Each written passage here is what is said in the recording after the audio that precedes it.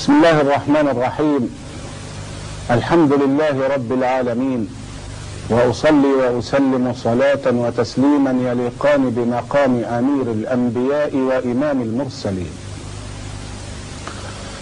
وأشهد أن لا إله إلا الله ولي الصالحين، وأشهد أن سيدنا ونبينا وعظيمنا وحبيبنا محمد رسول الله خاتم الأنبياء والمرسلين. صلى عليك الله يا علم الهدى ما هبت النسائم وما ناحت على الأيك الحمائم.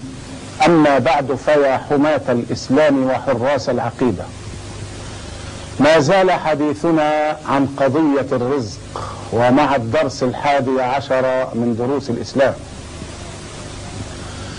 يقول الله تبارك وتعالى وهو أصدق القائلين: وما من دابة في الأرض إلا على الله رزقها ويعلم مستقرها ومستودعها كل في كتاب مبين.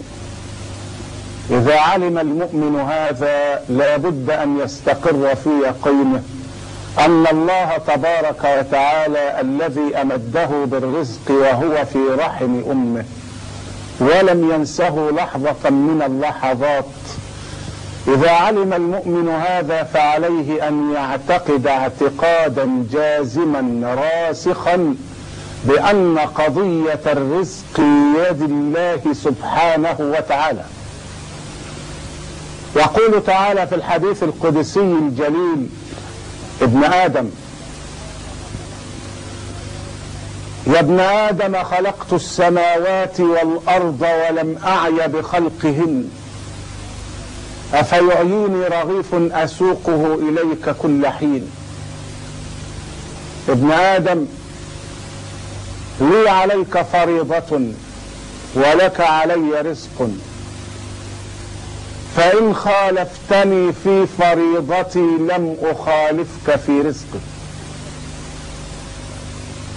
ابن آدم، إن لم ترضى بما قسمت لك فوعزتي وجلالي لأسلطن عليك الدنيا تركض فيها ركض الوحش في البرية، لا ينالك منها إلا ما كتبته لك ولا أبالي.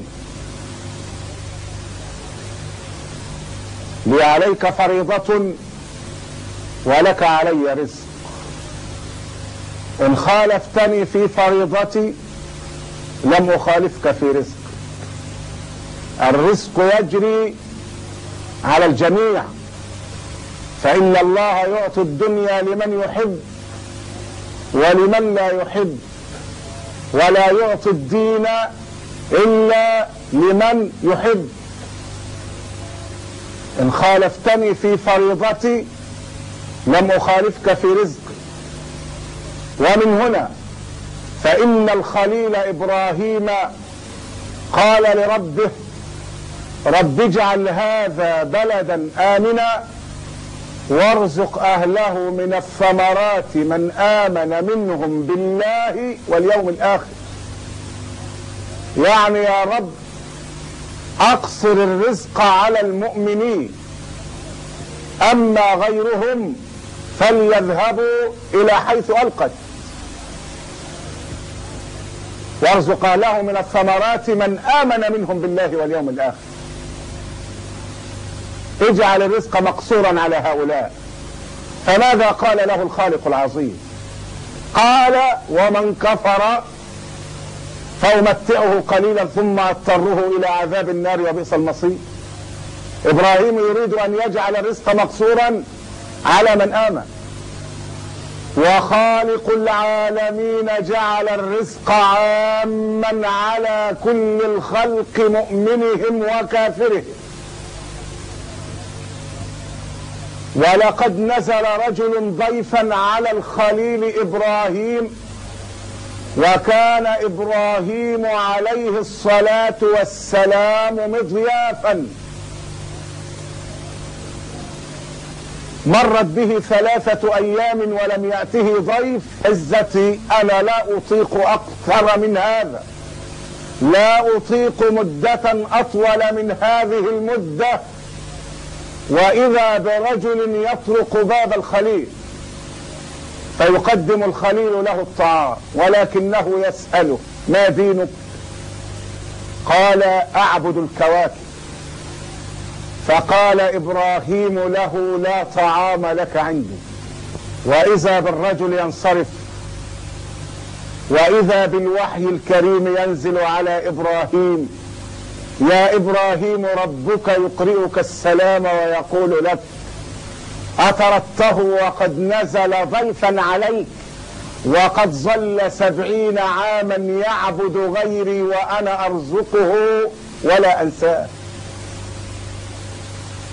وإذا بخليل الرحمن يسرع في طلب الرجل حتى عثر عليه وجاء به إلى بيته وأكرمه، والرجل يعجب وعلامات الاستفهام تتحرك أمام ناظريه: أتطردني ثم تبحث عني؟ فقال له الخليل: لقد عاتبني الله بشأنك. قال له الرجل: الله عاتبك بشأني؟ قال الخليل: نعم. قال: يعاتبك بشأني وأنا أعبد غيره؟ والله لا أسجد لأحد غير الله بعد اليوم، فأشهد أن لا إله إلا الله وأنك يا خليل الرحمن رسول الله. ابن آدم، وعزتي وجلالي، إن لم ترضى بما قسمت لك فلأسلطن عليك الدنيا. تصوروا، لم يقل له لأسلطن عليك مرضا أو لأجردن لك جيشا أو لآمرن الأساطيل أن تنخر عباب الماء فتدمرك. لا، لأسلطن عليك الدنيا. والدنيا إذا سلطت على إنسان فإنه قد ضاع، لأن الدنيا إذا حلت أو حلت، وإذا كست أو كست، وإذا جلت أو جلت، وإذا أينعت نعت، وإذا أوجفت جفت. وكم من قبور تبنى وما تبنى، وكم من مريض عدنا وما عدنا، وكم من ملك رفعت له علامات فلما علا مات. كم من ملك رفعت له علامات فلما علا مات. كم من ملك رفعت له علامات فلما علا مات. ولي في فناء الخلق أكبر عبرة لمن كان في بحر الحقيقة راقي. شخوص وأشكال تمر وتنقضي فتفنى جميعا والمهيمن باقي. يا ابن آدم، الدنيا إذا حلت أو حلت، وإذا كست أو كست، وإذا جلت أو جلت، وإذا أينعت نعت، وإذا أوجفت جفت. لا تركنن إلى القصور الفاخرة واذكر عظامك حين تمسي ناخرة. وإذا رأيت زخارف الدنيا فقل يا رب إن العيش عيش الآخرة، لأسلطن عليك الدنيا. يقول سيد المرسلين صلى الله عليه وسلم: من أصبح وهمه الدنيا فرق الله عليه شمله وجعل فقره بين عينيه ولا ينال من الدنيا إلا ما كتب الله له. ومن أصبح وهمه الآخرة جمع الله عليه شمله وجعل غناه في قلبه، وأتته الدنيا وهي راغمة، وهي راغمة. إن لم ترضى بما قسمت لك فلأسلطن عليك الدنيا. تصبح عبدا للدرهم والدينار، تركض فيها ركض الوحش في البرية، يمينا وشمالا وشرقا وغربا، حتى إذا ما أردت أن تنام لا تنام، لأن الدنيا متمثلة أمام عينيك. لو كان لابن آدم واديان من مال لابتغى ثالثا، ولا يملأ عين ابن آدم إلا التراب، ويتوب الله عن تاب. تالله ما نهايتها؟ تالله لو عاش الفتى في دهره 1000 من الأعوام مالك أمره، متنعما فيها بكل نفيسة، متلذذا فيها بنعمى عصره، لا يعتريه السقم فيها ساعة، كلا ولا ترد الهموم بباله، ما كان هذا كله في أن يفي بمبيت أول ليلة في قبره. مهما ذقت من نعيم الدنيا، ومهما تقلبت في طرفها وسندسها واستبرقها، ومهما سكنت من القصور العالية، ومهما استمتعت عيد الأماليد، الليل مهما طال فلا بد من طلوع الفجر، والعمر مهما طال فلا بد من دخول القبر.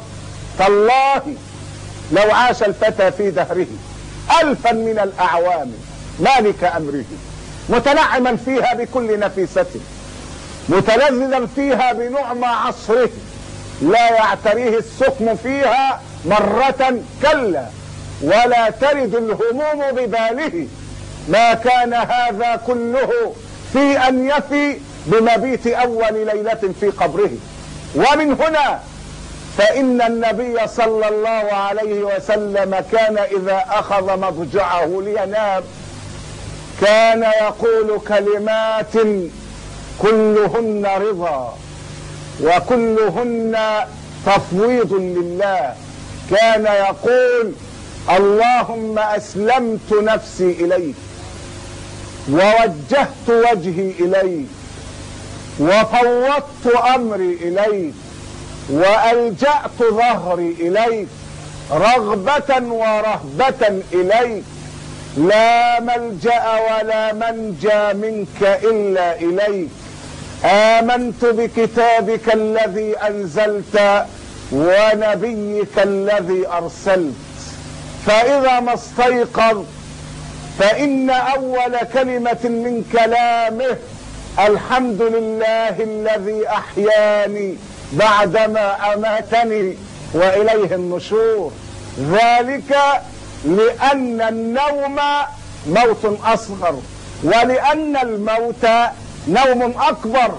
قال سيد المرسلين: والله لتموتن كما تنامون، ولا تبعثن كما تستيقظون، ولا تحاسبن بما تعملون، ولا تجزون بالإحسان إحسانا وبالسوء سوءا، وإنها لجنة أبدا أو لنار أبدا.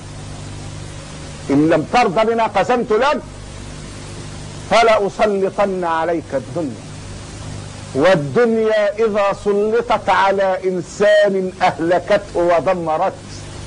ولذلك كان الإمام علي رضي الله عنه إذا أسبل الليل ستره وأرخى سدوله كان يتمثل في محرابه قابضا على لحيته، يتململ تململ السليم، أي الذي لا دغته حية، ويبكي بكاء اليتيم ويقول: يا دنيا في ديني، يا دنيا ماذا؟